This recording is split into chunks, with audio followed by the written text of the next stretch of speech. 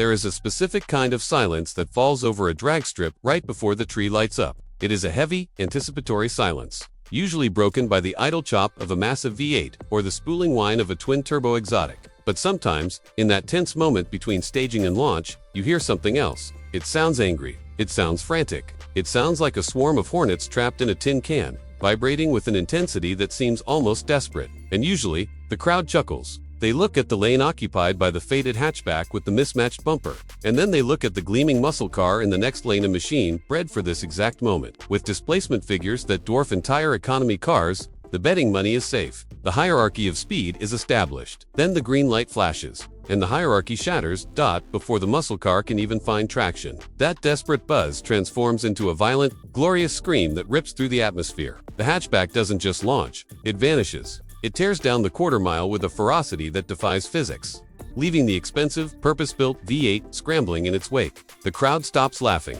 The silence returns, but this time, it's the silence of disbelief. You have just witnessed a paradox. You have just watched a machine powered by the heart of a minivan dismantle a legend. This is the reality of the Honda K-Series, the engine that shouldn't be king, and yet, somehow, wears the crown. To understand why this block of aluminum has become the holy grail of modern horsepower, you have to strip away the glamour of racing and look at where it was born. It wasn't forged in a secret racing laboratory or hand-assembled by Italian artisans in a dust-free room. It was born on a mass production assembly line, destined for the suburbs. It was designed to haul groceries in a CR-V, to ferry kids to soccer practice in an Accord, and to endure the daily abuse of stop-and-go traffic in an Element. It was the ultimate appliance, engine reliable, efficient, and utterly boring. Or so everyone thought. There is a beautiful irony in the fact that the most dominant four-cylinder engine of the 21st century was disguised as a commuter tool. It is the automotive equivalent of finding out your mild-mannered accountant is actually a retired Special Forces operative. For years, the tuning world was obsessed with its predecessor, the B-Series, the engine that powered the golden era of the 90s.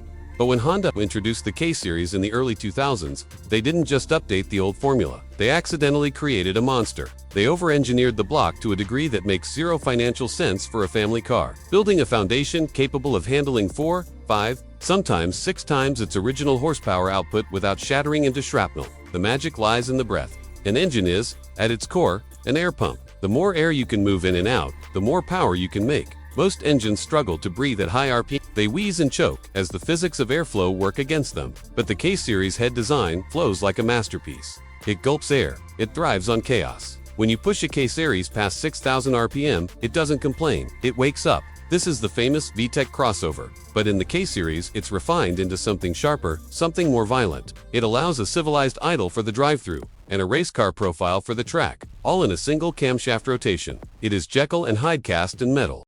But the true genius of this engine isn't just that it's good, it's that it is everywhere. You can walk into almost any junkyard in the world, climb over a pile of rusted metal, and find a K24 sitting in the engine bay of a wrecked sedan. It costs pennies on the dollar compared to a crate engine from a domestic manufacturer. This accessibility democratized speed. Suddenly, you didn't need a trust fund or a sponsorship deal to build a 10-second car. You just needed a socket set, a beat-up chassis, and a trip to the scrapyard. It shifted the power dynamic of the streets. Speed was no longer something you bought. It was something you built, scavenging power from the discarded remnants of daily commuters. This junkyard jewel status created a culture of fearlessness. When an engine costs $10,000, you treat it with kid gloves. You hesitate to push the boost. You worry about the tune. But when you can replace your block for the price of a weekend getaway, you lose that fear. Tuners began pushing the K-Series to absolute lunacy, strapping massive turbochargers to stock internal components just to see what would happen. They waited for the explosion. They waited for the rods to exit the block. But time and time again, the engine held together. It took the abuse and asked for more. It cemented a reputation for durability that borders on the mythical, proving that Honda's engineers were playing a completely different game than the rest of the industry. The phenomenon known as K-swapping soon became a virus that infected every corner of the car world. It started with Civics and Integras, the natural hosts. But then, people realized the compact size and immense power density meant this engine could fit anywhere. We started seeing them in rear-wheel drive platforms. The Mazda Miata, a car famous for handling but lacking grunt, became a lethal weapon with a case. Then came the sacrilege putting a Honda engine into a Ford Mustang, a Chevy Camaro, or a classic Porsche 911.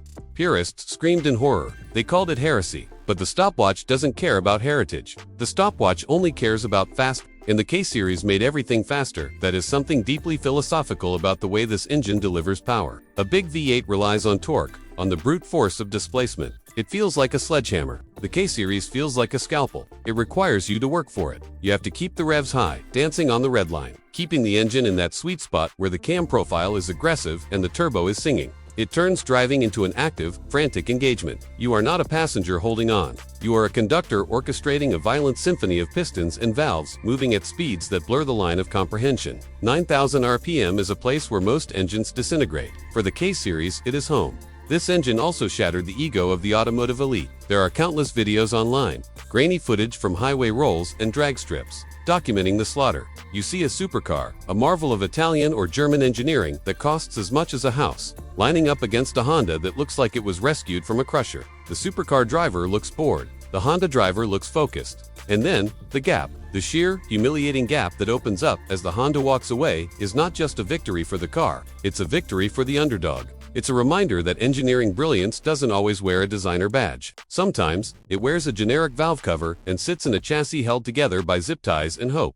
The drag strip dominance of the K-Series isn't just about peak horsepower numbers, though those are staggering. We are talking about four-cylinder engines pushing 1,000, 1,500, even 2,000 horsepower in extreme builds. But the real secret is the power-to-weight ratio. Because the engine is so light, it allows the car to remain nimble. It doesn't upset the balance. 1,000 horsepower in a heavy car is fast. 1,000 horsepower in a tin can is frightening. It creates a sensation of acceleration that feels less like driving and more like falling horizontally. It grips, it pulls, and it doesn't stop pulling until you run out of gear or run out of nerve.